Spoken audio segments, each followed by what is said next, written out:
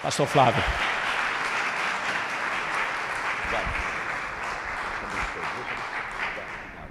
Bom dia, gente. Bom dia.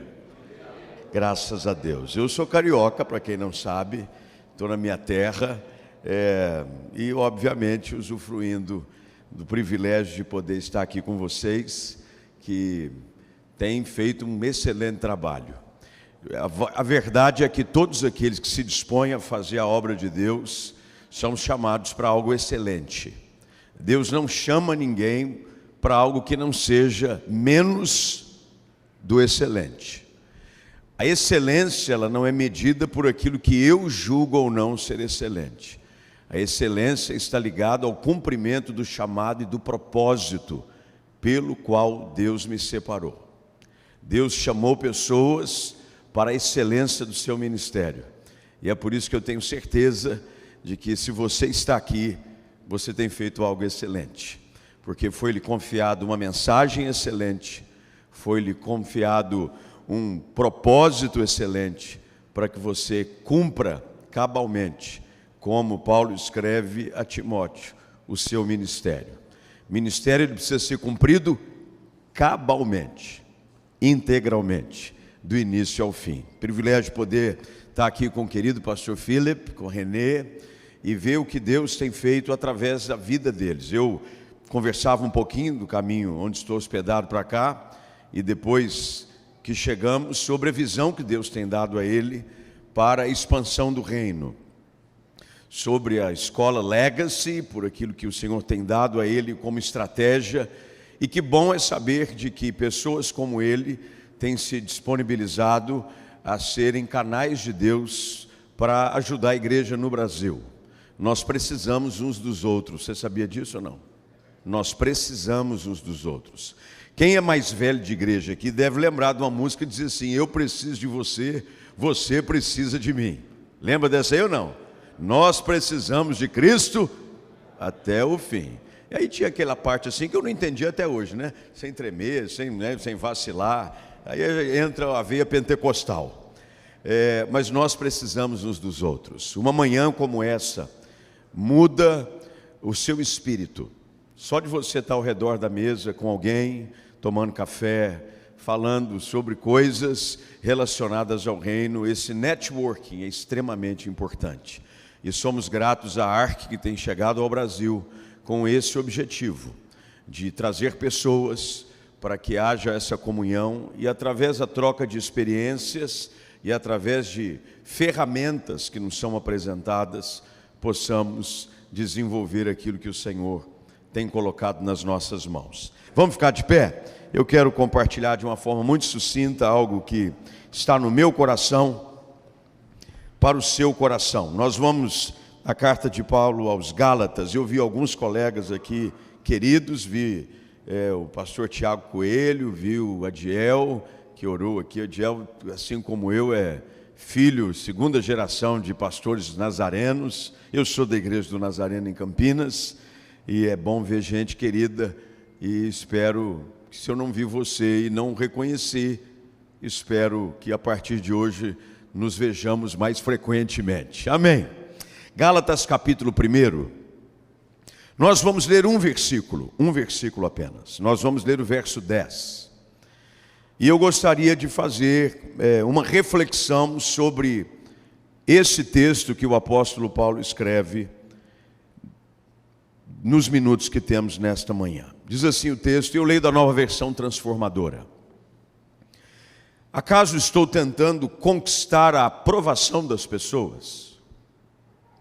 Ou será que procuro a aprovação de Deus?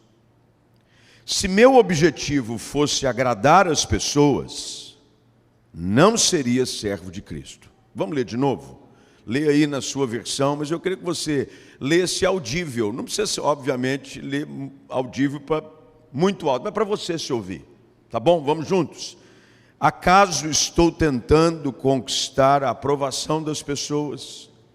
Ou será que procuro a aprovação de Deus? Se meu objetivo fosse agradar as pessoas, não seria servo de Cristo. Vamos orar. Feche seus olhos, curve sua cabeça. Pai, eu te dou graças por esse tempo tão especial, onde teus servos e servas se reúnem para esse tempo de comunhão, de adoração e agora de meditação na tua palavra. Obrigado por aquilo que a ARC já tem realizado aqui no país. Pedimos que o Senhor faça com que essa obra floresça e que seja fonte de ajuda, de socorro para milhares e milhares de pastores nesse país.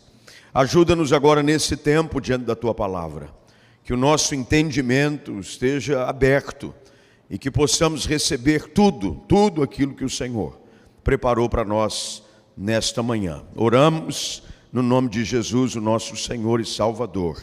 Amém. Assente-se aí, por favor. Quem conhece, e eu espero que você conheça, o suficiente sobre o ministério do apóstolo Paulo, você sabe que o seu chamado se dá de uma das formas mais extraordinárias possíveis. Paulo era um homem intenso. Pessoas intensas seguem intensas, independente do caminho que estão seguindo. Normalmente, pessoas intensas são sempre intensas. Eles mergulham de cabeça em tudo aquilo que fazem. Talvez você se identifique com essa intensidade. E normalmente pastores são pessoas intensas.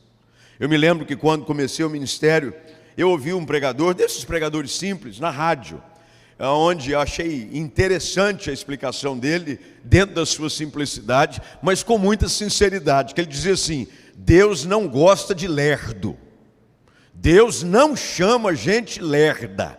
E é verdade, Deus não chama lerdo, Deus chama gente que é intensa, Deus chama pessoas que têm dentro delas um perfil de liderança. É assim que eu creio. Deus não nos chama à toa, Deus não nos chamou porque não tinha mais ninguém para chamar. Deus chamou você de forma intencional, porque Ele acredita em você e que você tem as características necessárias para cumprir aquilo que Ele tem lhe confiado. Assim era com o apóstolo Paulo, intenso. Como um perseguidor da igreja, ele o fazia de forma intensa. E a sua conversão, que nos é narrada no capítulo 9 do livro de Atos dos Apóstolos, se dá em meio a essa intenção, essa maneira intensa do apóstolo.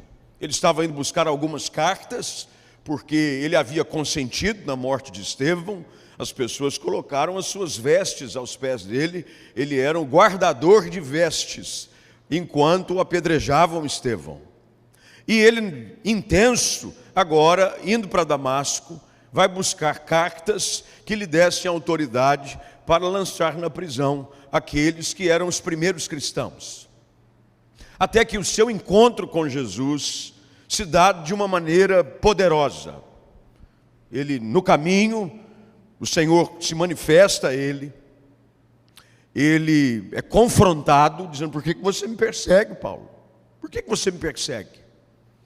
E ele fica cego alguns dias, até que um homem chamado Ananias é enviado até a casa em que ele estava, na rua direita, sobre a seguinte alegação: olha, você vai lá, vai orar por ele, porque esse homem vai ser separado, foi separado para ser pregador do meu evangelho, apóstolo para os gentios, e eu lhe mostrarei o quanto importa sofrer por causa do meu evangelho.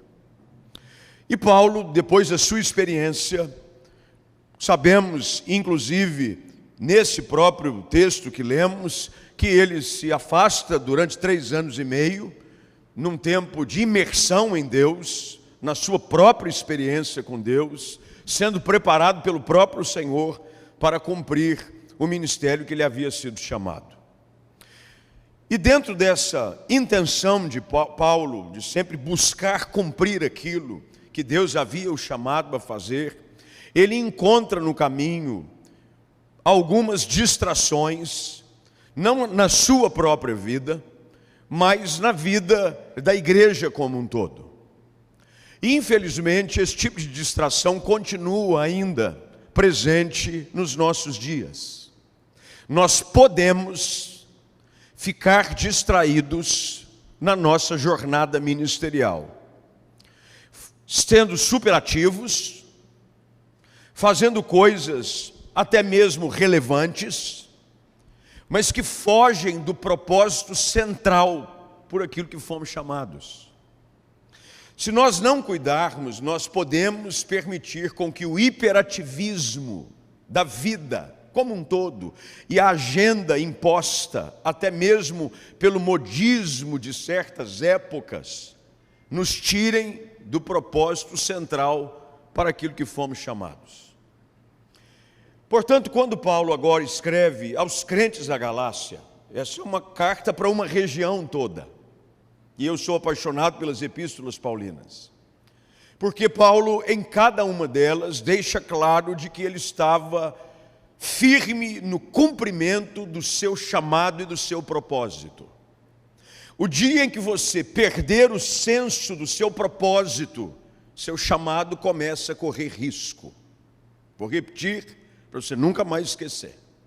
O dia em que você perder o senso do seu propósito, seu chamado começa a correr riscos. Paulo escreve isso aos Coríntios, e você deve conhecer o texto, quando ele escreve na sua primeira carta, no capítulo 9, quando ele diz que assim como um atleta, ele luta não sem meta. Ele não lutava desferindo golpes no ar, mas ele dizia: uma coisa eu faço. Eu faço. Nós temos diante de nós alvos, projetos, metas. O propósito deve ser aquilo que mantém o nosso chamado intenso.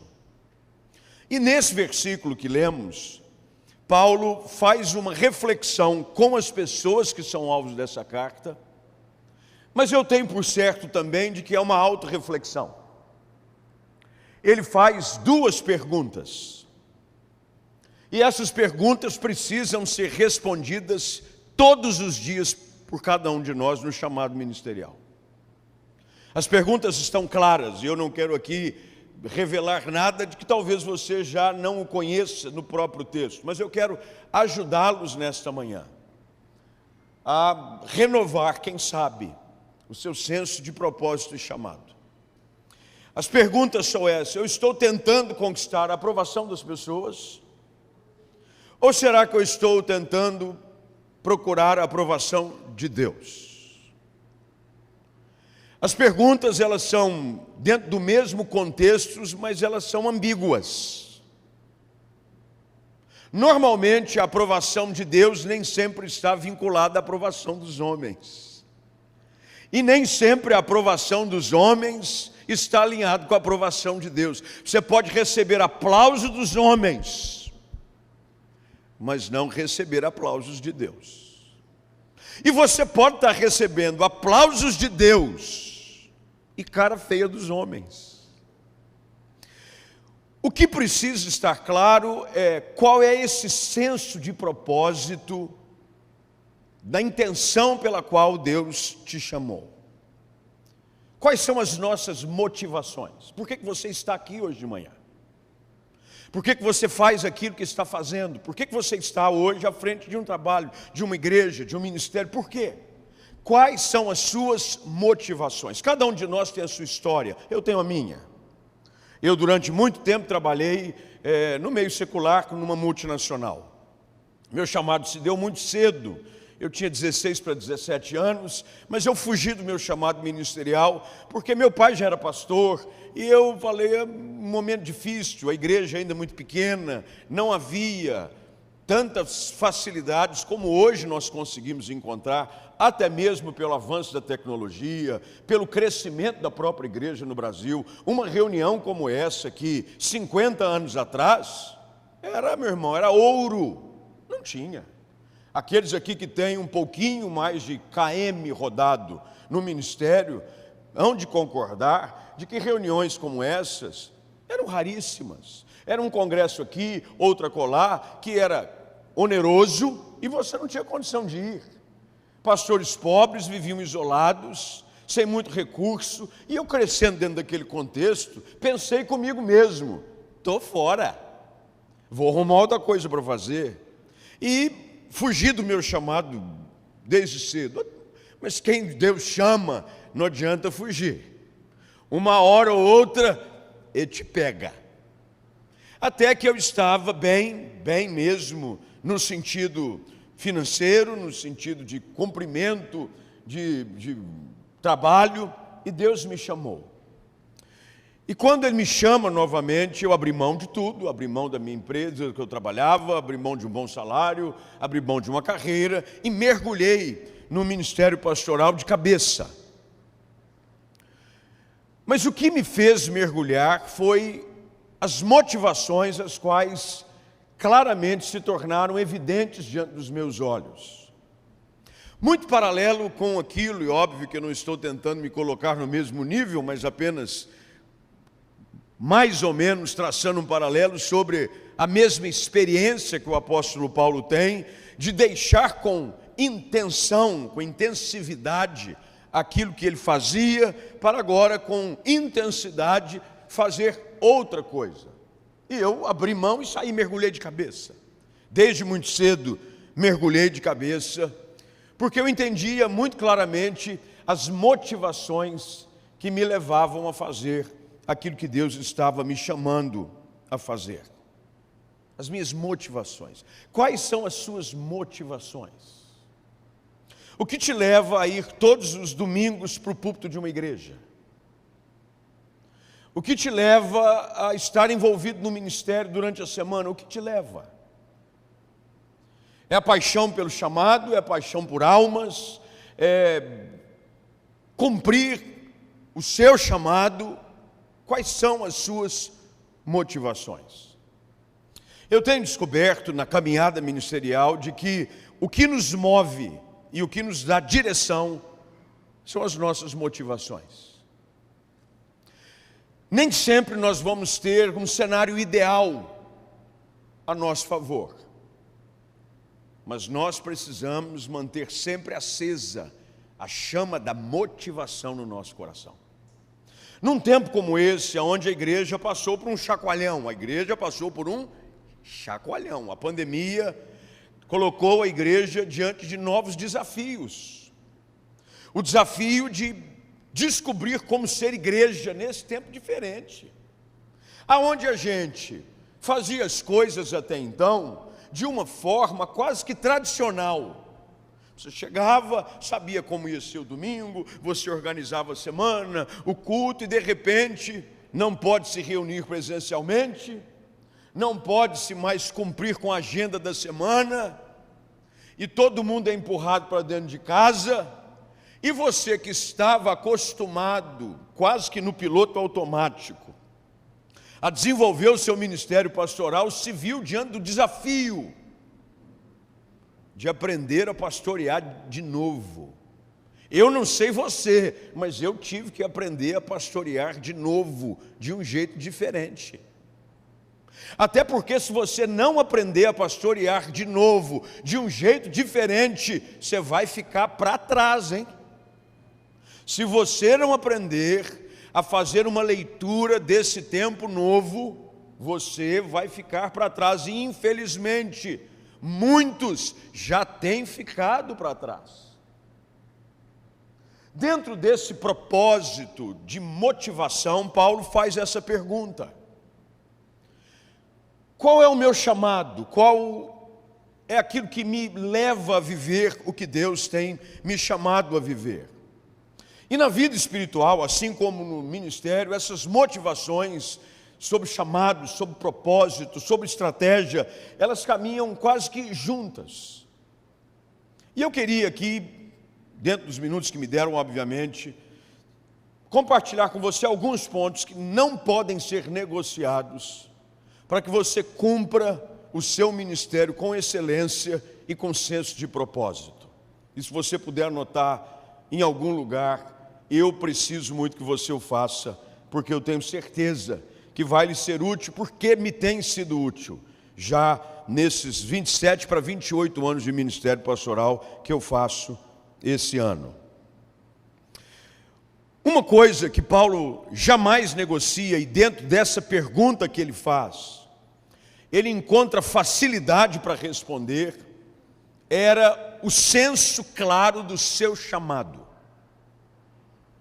Um senso claro do seu chamado. Primeira coisa que você precisa ter para cumprir com propósito e com intensidade aquilo que Deus te separou para fazer é clareza do seu chamado.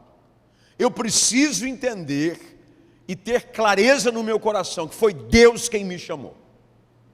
Foi Deus quem te chamou. Deixa eu dizer para você que está aqui e ouvindo essa palavra, jamais caia no engano das trevas de achar que você está fazendo algo que não foi chamado a fazer. O chamado precisa ser a chama que jamais se apaga no nosso coração. Eu me lembro como hoje, o dia em que Deus me separou para o santo ministério. Eu preciso ter essa chama acesa, porque o senso de propósito, ele me remete lá atrás, aonde Deus me tira de um contexto para viver o seu propósito, e esse senso de chamado precisa estar claro. Quando olhamos para o Antigo Testamento, talvez a figura que mais nós consigamos nos identificar é com a figura do rei Davi, um pastor de ovelhas, que tem a visita de um homem chamado Samuel na sua casa, aliás, na casa do seu pai, no qual ele havia ido para ungir aquele que seria o novo rei de Israel. Mas dentre aqueles que estavam ali como supostos candidatos ao posto, Davi não estava. Mas aí Deus manda chamar um menino que estava cuidando do rebanho de seu pai. E quando o menino entra, quem conhece o texto vai saber de que quando ele entra, Deus diz para Samuel: é esse, pode deitar azeite na cabeça dele, porque ele é que vai ser ungido como o novo rei de Israel. É fato de que entre o momento em que o azeite é derramado na sua cabeça, até o momento em que ele consegue unificar o trono de Israel, porque primeiro ele se transforma como rei de Hebrom, depois é que ele vira rei de todo Israel. Há um intervalo grande de perseguições, de lutas, de frustrações, de cavernas.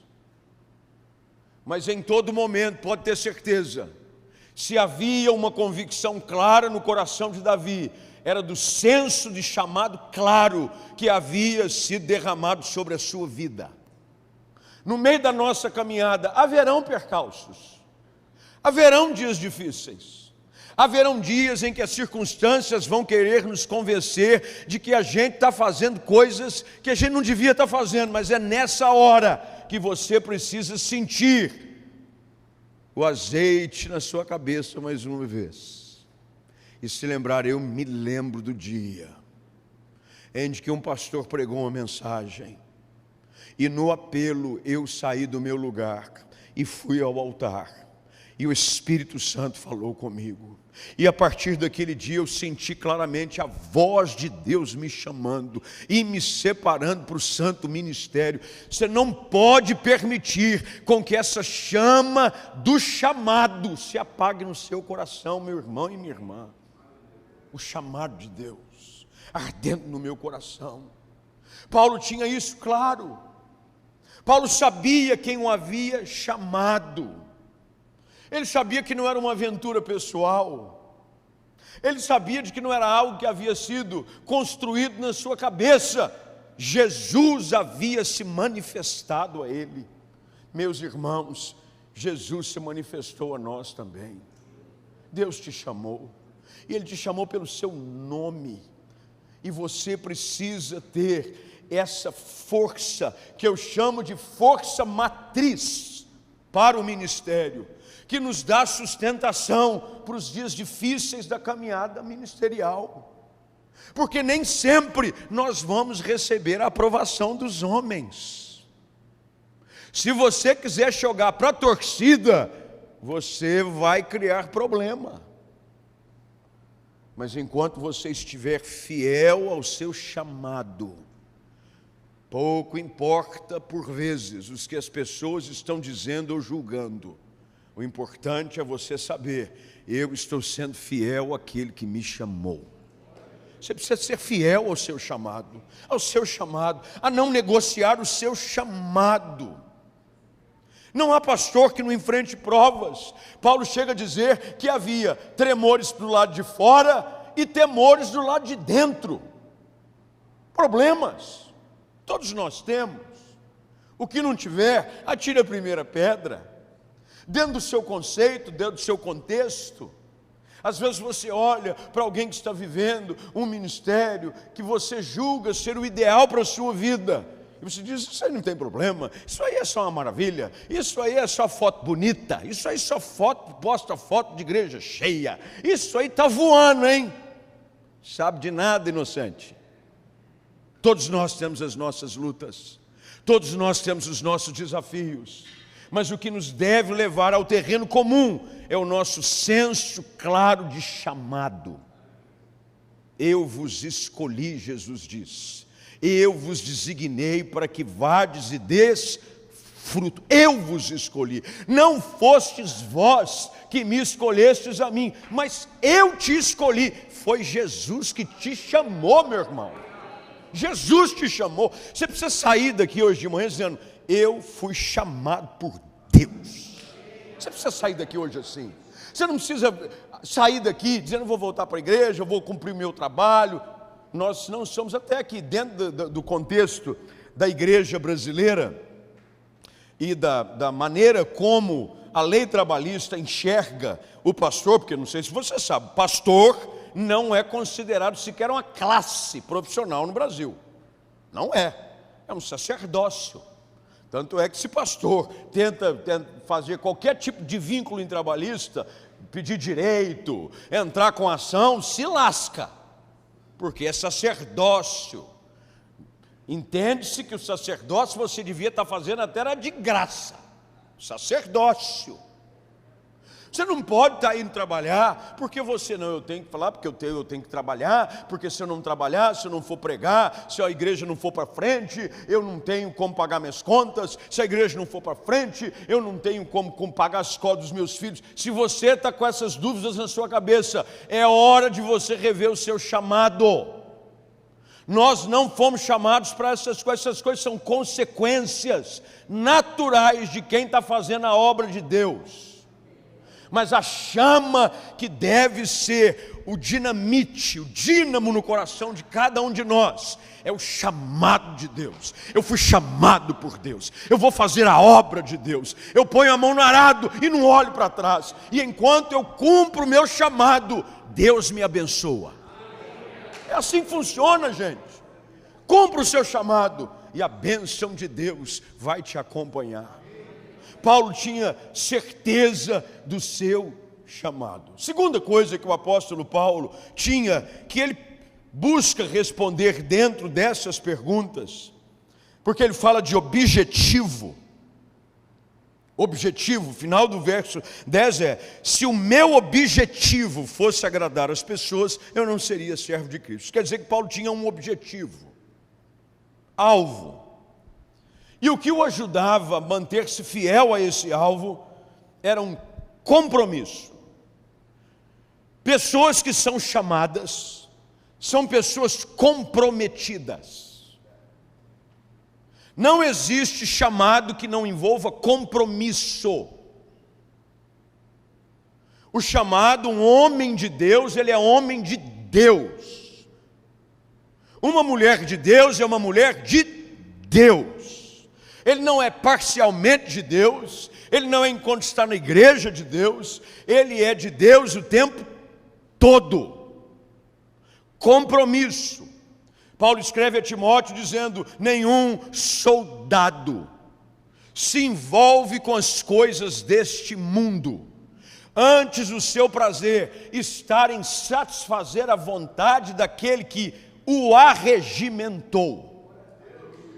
Em outras palavras, nós não temos agenda pessoal, nós seguimos a agenda de Cristo. Compromisso com a palavra, compromisso com o reino, compromisso com a igreja do Senhor Jesus. Paulo tinha claro isso. Ele faz questão de orientar a Timóteo como ser um pastor segundo o coração de Deus. Timóteo, aprenda uma coisa: nós não somos iguais aos demais. Pastor, meu irmão, é um bicho meio estranho. Pastor é um bicho meio esquisito, ele é meio alienígena. Porque a nossa agenda é outra, os nossos valores são outros, a nossa visão é outra, a nossa paixão é outra. Paulo era um homem comprometido. Um ministério pastoral só floresce na medida do seu nível de comprometimento com as coisas de Deus. Quanto mais comprometido com a palavra, mais o seu ministério vai florescer. Seja fiel à palavra, mergulhe na Bíblia, fuja de invenções que buscam agradar pessoas, atrair multidões. A boa e velha mensagem da cruz continua sendo a mais poderosa para atrair o pecador. Paulo era comprometido, ele dizia: ai de mim se não pregar o Evangelho. Compromisso com o Evangelho. Nós precisamos ser homens e mulheres comprometidos com o Evangelho de Cristo Jesus.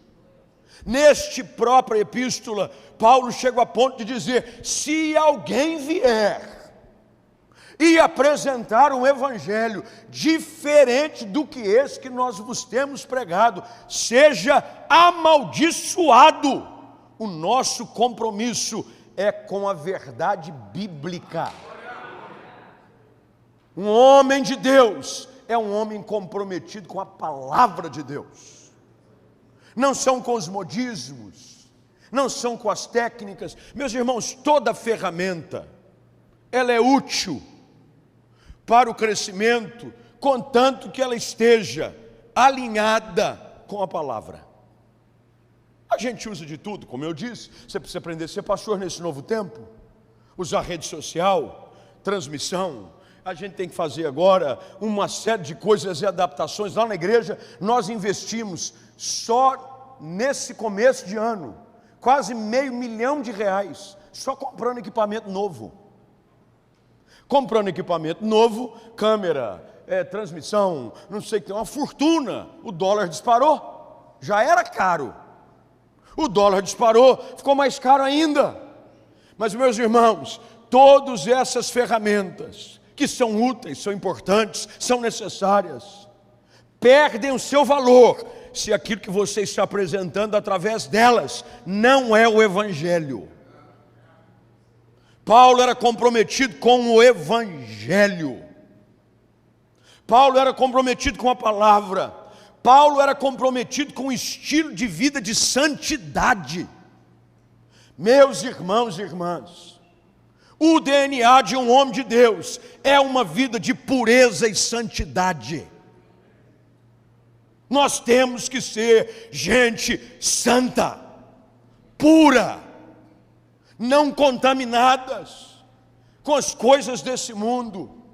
Aonde você passar, na sua comunidade, ao ministrar para as famílias que lhe foram confiadas, se há algo que as pessoas precisam falar a seu respeito, não é o quanto você prega bem, não é o quão simpático você é, mas é quando você entrar, possam dizer de você: ali vai um santo homem de Deus, ali vai uma santa mulher de Deus, ali vai uma pessoa que vive integralmente, cabalmente a vida de Cristo em tudo que Ele faz. Quando eu vejo Ele passar, quando ela entra, eu vejo Jesus. Irmão, essa autoridade, quando está sobre a vida de um ministro, ninguém segura. Você precisa ter compromisso com a vida de pureza e santidade, nas pequenas coisas, não apenas quando você está na sua performance pública, mas quanto mais ainda você estiver no secreto da sua casa, sozinho, talvez indo para um lado e para o outro, mas que a sua presença sempre viva na presença de um Deus santo. Paulo era comprometido com a pureza, com a santidade, com a mensagem de santidade. Paulo ensina-nos e exorta-nos a sermos homens e mulheres comprometidos com a santidade. Mas tudo isso também envolve compromisso com a igreja. Eu preciso também ter compromisso com a igreja. Vivemos um tempo hoje de uma geração sem compromisso. Ninguém tem compromisso mais com nada. As pessoas mudam de placa, mudam de igreja, mudam de líder, vira uma confusão. Eu preciso ter compromisso com a igreja maior, que é Cristo, mas nas multifacetas que essa igreja representa, nos seus milhares e milhares de pontos espalhados ao redor do mundo. Eu preciso ter compromisso com a igreja. Você não vai ver, ao estudar o nascimento da igreja, nenhum tipo de conflito quanto ao compromisso com a igreja. Pelo contrário, os apóstolos, os primeiros discípulos, eram fiéis à igreja. Você precisa ser fiel à igreja. Se você não for fiel à igreja que te deu a oportunidade para ministrar, você estará reproduzindo um tipo de liderança igual ou pior do que isso. Fidelidade. Eu nasci na mesma igreja, criado na mesma igreja, sou pastor da mesma igreja, não obviamente do mesmo lugar, mas como eu digo igreja, eu digo denominação. Isso não quer dizer que se um dia Deus disser assim, momento aqui acabou, estou te levando ali a colar, você vai servir porque o reino é um só. Mas enquanto você estiver no lugar aonde Deus te colocou, seja fiel à igreja, seja fiel àqueles que estão sobre a sua vida, mas também seja fiel aos seus liderados, porque às vezes nós exigimos lealdade e fidelidade dos outros, mas não temos a mesma moeda de troca para oferecer. Paulo era um homem comprometido com a igreja. Terceira coisa, a primeira delas qual é? Chamado. Pastor, que hora que acaba aqui? Só me fala porque eu não vi que hora começou. Aí eu vou. A gente faz vigília, alguém pede um espetinho ali e a gente, pronto. Segunda coisa, compromisso. Terceiro, você tem que manter acesa a chama do Espírito Santo no seu coração. Meu irmão, não existe nada mais frustrante do que tentar fazer a obra de Deus sem o poder do Espírito Santo.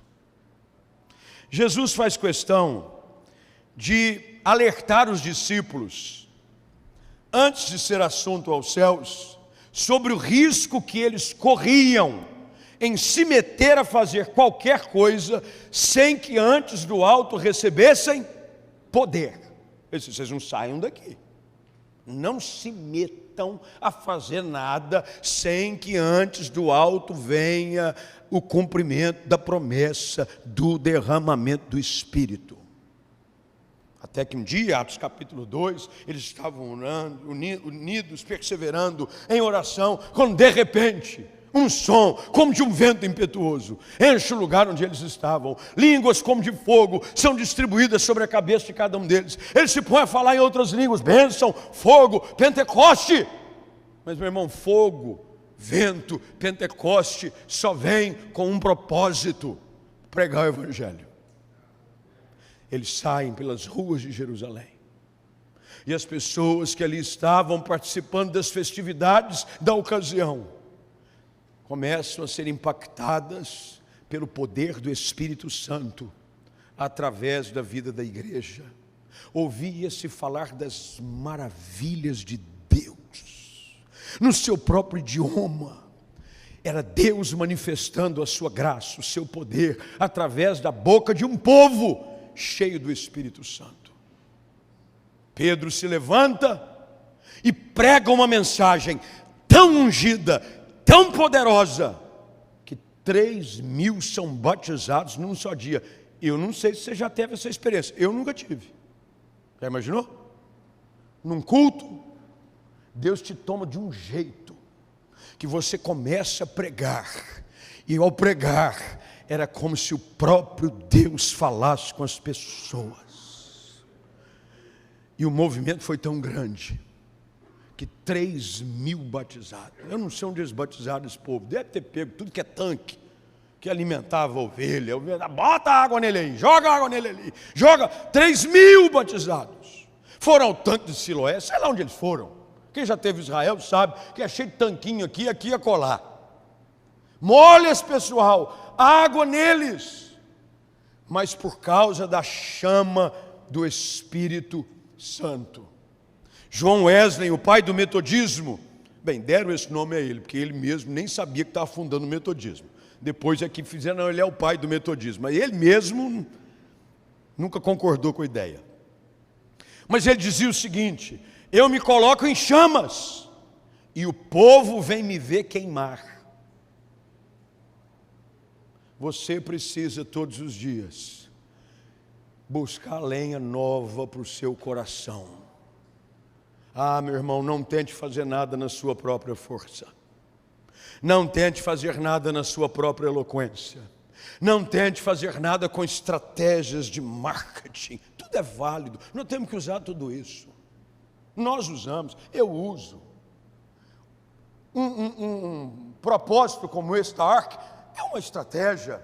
Mas, meu irmão, se não tiver fogo do Espírito Santo nesse negócio, nós vamos ficar aqui reunindo, nós vamos tomar café, e é só o que vai acontecer. Agora, se o fogo do Espírito Santo tiver sobre a sua vida, queimar a seu holocausto, o seu altar, consumir toda a sua vida, ninguém pode deter o que Deus vai fazer através da sua vida.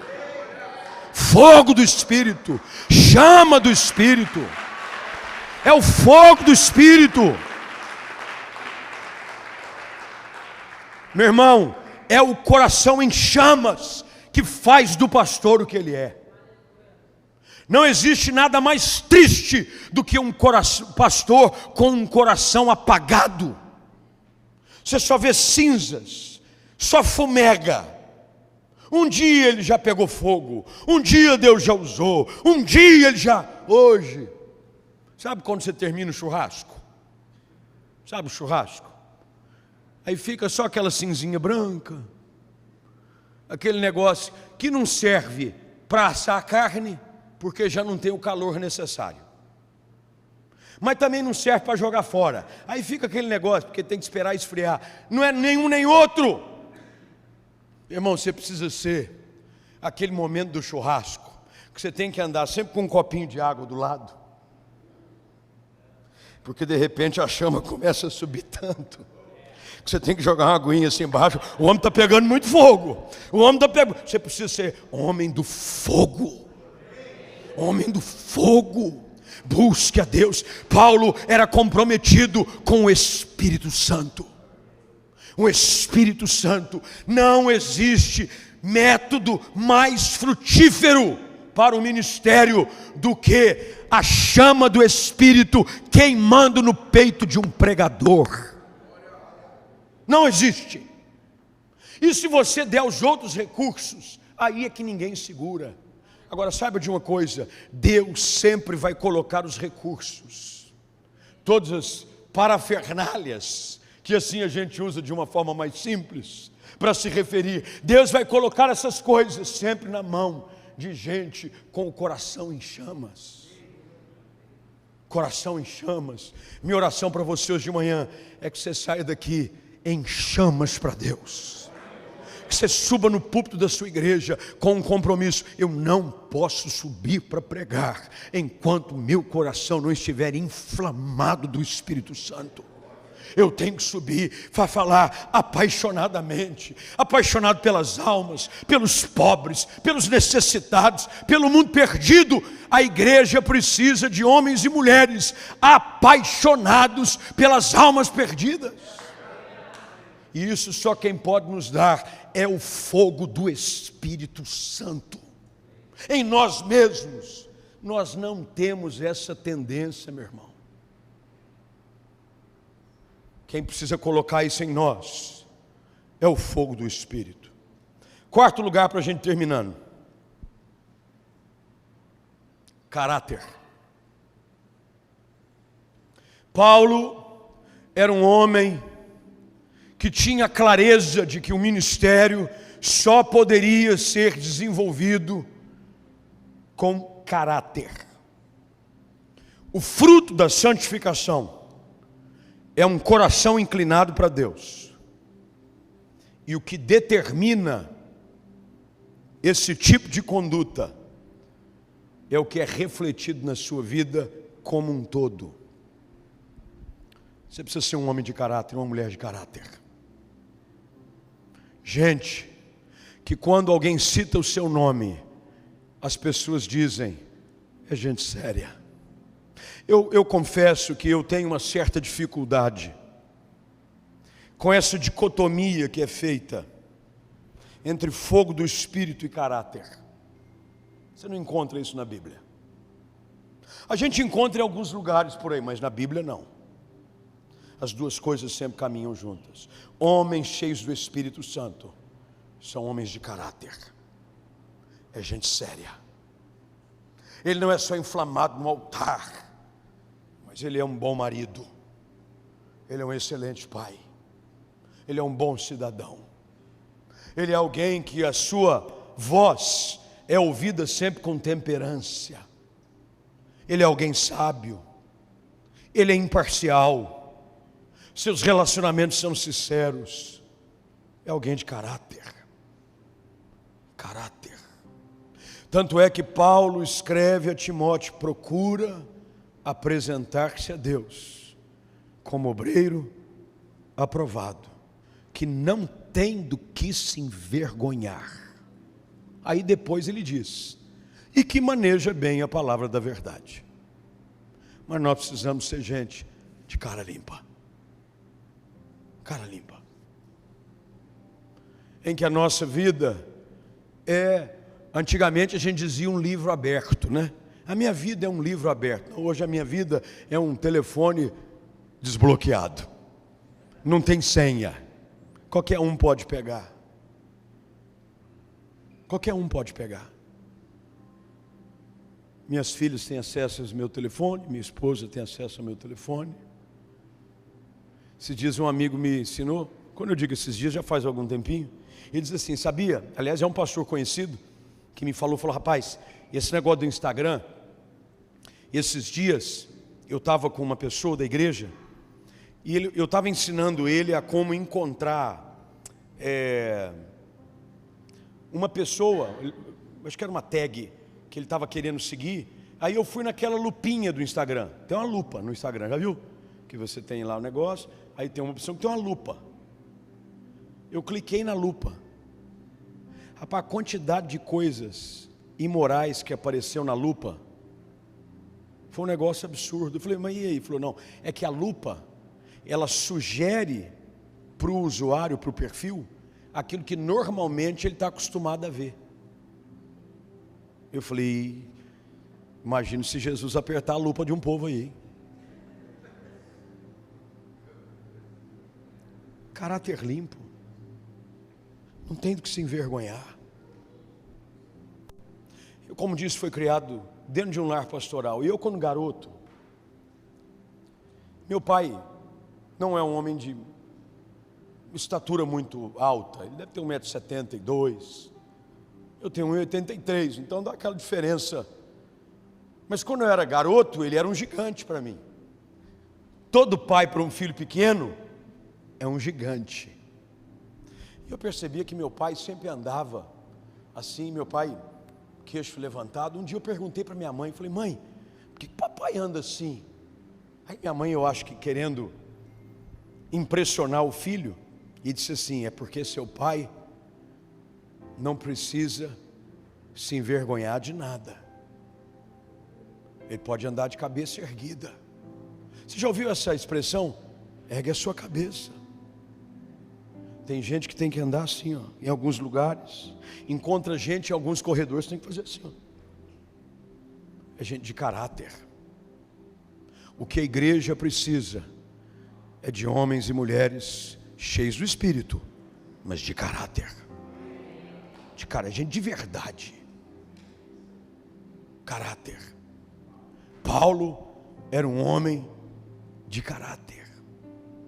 Um homem de caráter é um homem de opiniões pessoais, mas que tem a mente de Cristo. Paulo escreve aos Coríntios dizendo: eu sou o que sou pela graça, mas eu sou o que sou. Ele chega a ponto de confrontar Cefas. Lembra da história ou não? Lembra-se? Antes dos judeus chegarem, Cefas, Pedro estava com quem? Comendo com os gentios. Aí chegam os judeus de Jerusalém. Aí Pedro dá uma de Paulo. Eu gosto de gente assim, ó. Ô Pedrão, que palhaçada é essa, rapaz? Estava comendo na mesa aqui com todo mundo. Caráter. Caráter. Gente que é de verdade em qualquer lugar. Verdade. Ah, meus irmãos, num movimento como esse que tem chegado ao Brasil, que bom é se poder fluir dele um grupo de homens e mulheres com características inegociáveis, de gente que foi chamada, ungida, separada, cheia do fogo do Espírito e que tem integridade de vida. Eu teria muito mais para falar aqui. Quem sabe numa outra oportunidade eu volto. Mas o que eu quero que você saia daqui hoje de manhã entendendo: lembre-se quem te chamou. Você vai sair daqui no sentido correto do sentimento de dizer: eu não sou qualquer um, Deus me escolheu, Deus me separou, Ele chamou meu nome. Compromisso com o chamado, comprometimento com aquilo que Deus te confiou. Tudo aquilo que te vier às mãos para fazer, faze-o conforme as tuas forças. Faça o seu melhor. É o seu melhor, não é o melhor do outro, é o seu melhor, é o meu melhor. No que depender de mim, eu vou dar o meu tudo todos os dias. Eu vou viver cheio do Espírito, eu vou viver em pureza, em santidade, com caráter transparente.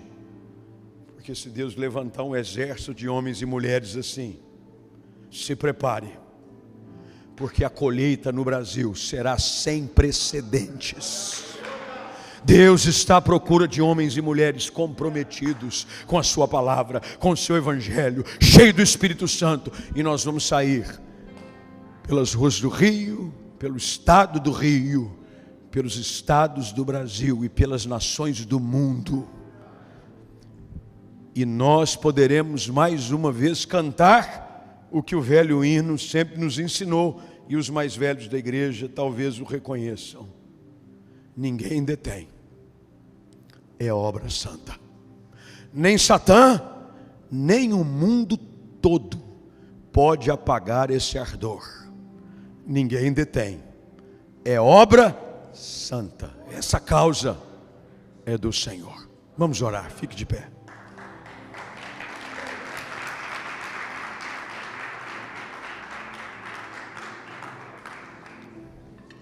Eu quero orar com você nessa manhã. Quero interceder pela sua vida. Talvez você tenha chegado aqui com alguns conflitos na sua alma. Eu também tenho os meus de vez em quando. Mas em meio aos meus conflitos eu volto à essência de tudo. Eu volto exatamente a percorrer esse caminho que eu compartilhei com vocês. Eu me lembro de quem me chamou, de quem me separou, de quem me escolheu. Eu me lembro do propósito qual Ele me confiou. Eu me lembro da mensagem que Ele me entregou. E eu vou para a presença dEle e peço: Espírito Santo de Deus, queima mais uma vez no meu coração. Acende a chama. Quem sabe o que você precisa hoje é dizer: Deus, eu preciso de um fôlego novo, de um vento novo, do teu fogo caindo sobre a minha vida, sobre o meu coração, para que você saia daqui hoje para fazer a obra que o Senhor lhe chamou a fazer. E portanto, eu tenho esse bom hábito, e hoje, como nós estamos aqui na estreia do estado do Rio de Janeiro, sem máscara, acho que é a primeira vez que eu falo para um auditório sem máscara. É uma honra, viu, ver a cara dos irmãos. E é até meio profético, você está de cara limpa, para você ser uma pessoa transparente, não mais máscaras, em nome de Jesus. Mas como nós estamos com essa liberdade, quem sabe você que tantas vezes chama as pessoas para o altar da sua igreja, não hoje é a oportunidade, nessa manhã, de você vir para o altar de uma igreja e dobrar o teu joelho aqui e dizer: Senhor Espírito Santo, me ajuda hoje a sair daqui renovado. Quem sabe o Espírito Santo vai voltar a soprar o seu nome novamente, vai trazer a sua memória aquele dia, aquele chamado. Há um dia eu me lembro do dia, talvez numa tarde, numa noite, num culto, numa igreja pequena, num acampamento. Eu fui chamado num acampamento, eu não sei onde foi, mas quem sabe você não precisa vir para esse altar. Como a gente já está sem máscara mesmo, a gente pode ficar perto um do outro, e você vir para um altar como esse e diz: Espírito Santo, faça a minha vida valer a pena, não para agradar os homens, eu quero agradar a Ti, Senhor. Paulo termina a exposição de confrontação com a igreja na Galácia dizendo: se o meu desejo fosse agradar pessoas, eu não teria servido a Cristo. Ajuste o seu coração hoje de manhã. O teu prazer está em fazer a vontade daquele que te chamou. E quem sabe esse prazer está sendo ofuscado pelas pressões do mundo, pela cobrança das pessoas, talvez pela comparação, pela agenda dos outros. Mas hoje eu quero pedir para que você fale com o Espírito Santo. Você se lembre, alguns aqui faz pouco tempo que foram separados para o ministério, outros aqui já fazem tantos anos. Mas eu queria que você se lembrasse como Deus tem sido fiel sobre a sua vida, como Deus tem te ajudado, como Deus tem te sustentado. Ó Espírito Santo, nessa manhã nós rogamos, aqui estamos, nós somos ovelhas do teu aprisco. O Senhor é o nosso pastor, o Senhor é o pastor das almas, tu eres o bispo das almas. E aqui, como ovelhas do teu pastoreio, chegamos no teu altar e mais uma vez pedimos: Senhor, ajuda-nos. Nada podemos fazer sem Ti. Tu és a videira, nós somos apenas ramos. Precisamos nessa manhã pedir para que aquilo que flui de Ti venha sobre a nossa vida, revigorar o nosso coração, refrigerar nossa alma, trazer, Senhor, sobre o nosso altar fogo novo. Espírito Santo, queima no coração de cada homem e mulher neste altar nesta manhã. Que haja, Senhor, unção fresca, que haja, Senhor, um vento novo soprando sobre cada igreja, sobre cada ministério. Haja um tempo novo, Senhor, nesse tempo de retomada, que, ó Deus, as pessoas ao entrarem nos ambientes aonde o Senhor nos tem plantado, possam encontrar homens e mulheres cheios do Teu Espírito. Quando entrarem e verem um deles por detrás de um púlpito, pregando em algum altar, possam perceber de que não o fazem na força do homem, mas o fazem na autoridade e no poder do Espírito Santo. Senhor, fala ao coração da Tua igreja nesta manhã. Aqui está aqueles que o Senhor tem chamado pelo nome. Traga-nos, Senhor, um compromisso com uma vida de pureza e santidade.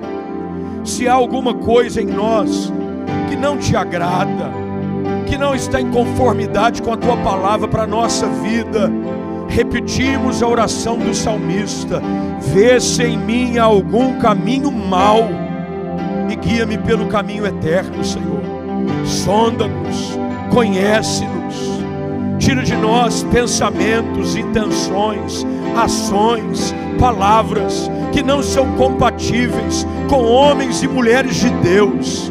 Produz pureza, Espírito Santo, mais do que poder, queima toda impureza, fogo do Espírito. Produz em nós santidade, produz em nós, Senhor, um estilo de vida que reflete o caráter de Cristo. Que a nossa maneira de falar, de pensar, a maneira como vivemos em casa, como nós cuidamos dos filhos, como nós vivemos a vida comum do lar, seja, Senhor, o nosso maior ministério, para que a Tua igreja floresça e para que o nome de Cristo seja engrandecido e proclamado por entre as nações, para a glória do Teu santo nome. Assim oramos, no nome de Jesus. Amém, amém, amém, amém, amém e amém. Louvado seja o nome do Senhor.